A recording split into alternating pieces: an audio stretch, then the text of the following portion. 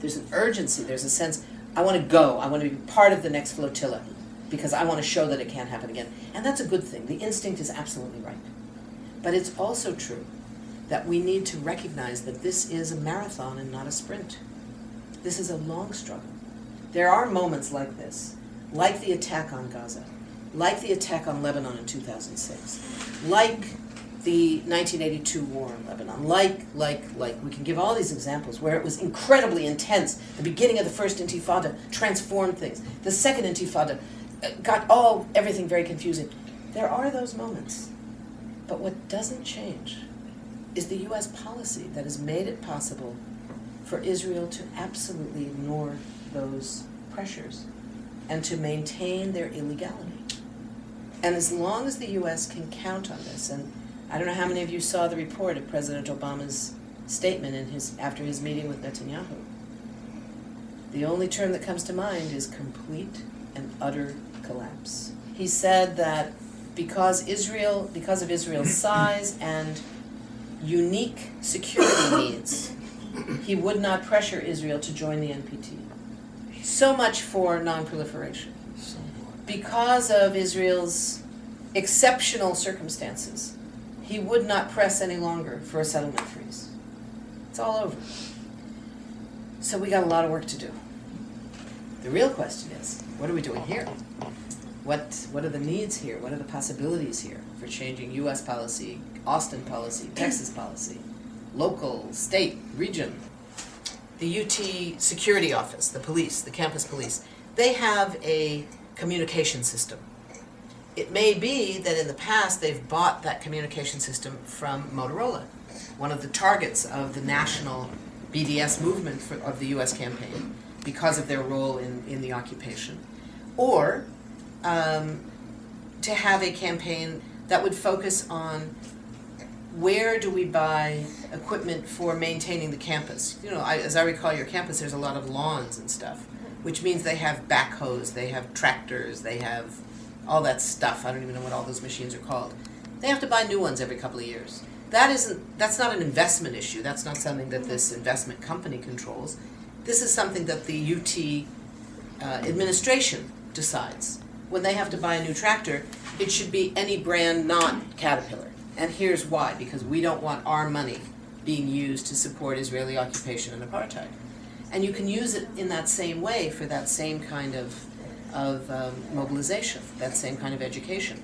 Again, at the end of the day, it doesn't really matter. You know, Caterpillar isn't going to be made or broken by whether UT buys one tractor or not. But you've used it as a great way of doing this kind of education about, well, what does it mean that we spend $50,000 on a fancy backhoe? That $50,000 is going right to the Israeli affiliate of Caterpillar who's using it to buy D9 bulldozers, and they're used to uproot Palestinian olive trees and blah, blah, blah. I mean, it could be a great campaign, so there's a lot of possibilities. I think that the Israeli actions have gotten worse. But even more significant than that in terms of why the discourse is shifting, they've become more visible. So the Israeli effort to have them not go on within the international lens has failed. So, for example, the Gaza assault back in 2008, 2009, you know, one of the first things the Israelis did was to try and prohibit all international press from getting into Gaza.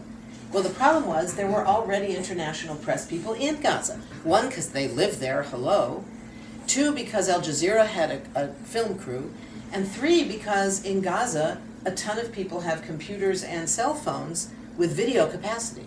So in those brief moments when the electricity would come on for an hour or 2 hours a day, the first thing people would do would be to charge up their cell phone and charge their computer so they could send stuff abroad. So stuff was circulating all over the web right away, and very quickly it was on television. So people were seeing it in a very up close and personal way.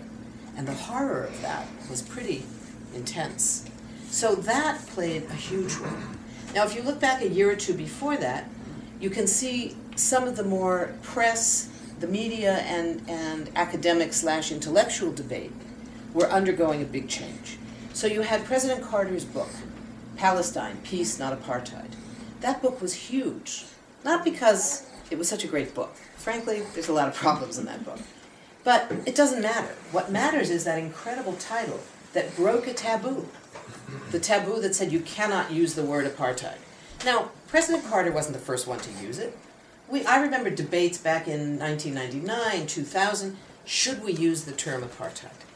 And there were debates back and forth, and many of us, myself included, felt it was not useful at that time because it led too quickly to the debate over, is this an appropriate term?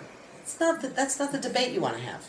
You want the debate to be shocking and force people to think about what are the actions that Israel is taking that would lead someone to say, this is apartheid. We weren't there yet.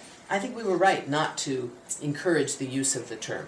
But there was constant debate and discussion, and by like 2001, 2002, it began to be much more common, and we did the education work. In the US campaign, we had a whole set of trainings and materials about why do we use the term apartheid. This great set of posters that we did, 6 posters, that 4 of them are portraits with key quotes. One is President Carter, one is President Mandela, one is Bishop Tutu.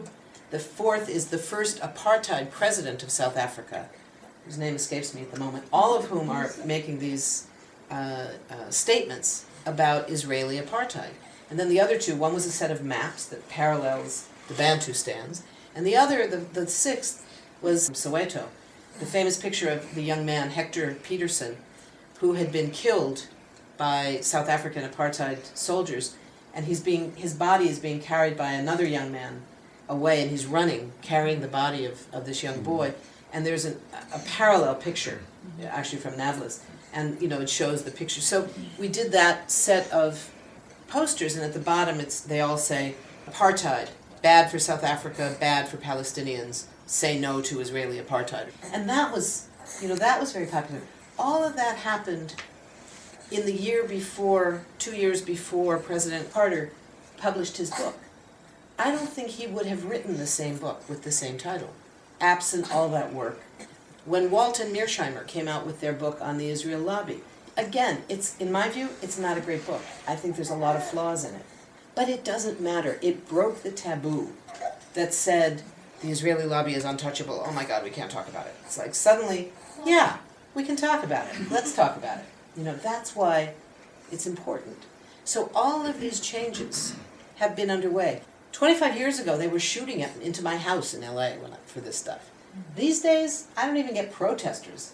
I feel like I'm doing something wrong, I mean, the discourse has just changed dramatically. It's like the mainstream has come to us. And the challenge now is, how do we stay out in front in a way that's not crazy? And how do we consolidate that? Because it's not like it's just going to stay there by itself. It's coming. We have to grab it and consolidate it. That's not an easy task. You see New York Times editorials against the attack on the Mavi Maramara. This was huge.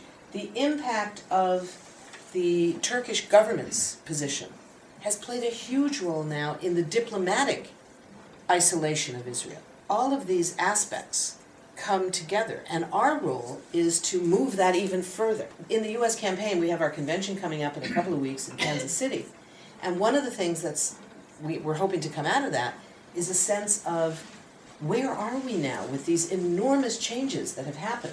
How do we take advantage of it? How do we move forward? How do we both bring in new forces who have not been willing to hear about this issue in the past, and help our local groups who are already doing this work, keep ahead of that pace, How do we help people move ahead without leaving all those groups behind?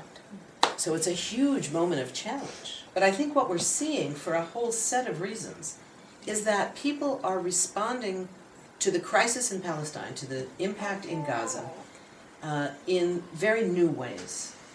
Now that's huge. It means there's an opening. As I said, there's these editorials. Even the Washington Post, which is far more pro-Israeli than even the New York Times, which is saying something. They've issued a couple of good editorials where they have been very critical of U.S. support and very critical of the Israelis. I'm not very sympathetic for people who say, well, I wrote a couple letters to the other, they didn't publish it, so that's it. They're not going to. They're not going to publish your first 15 letters.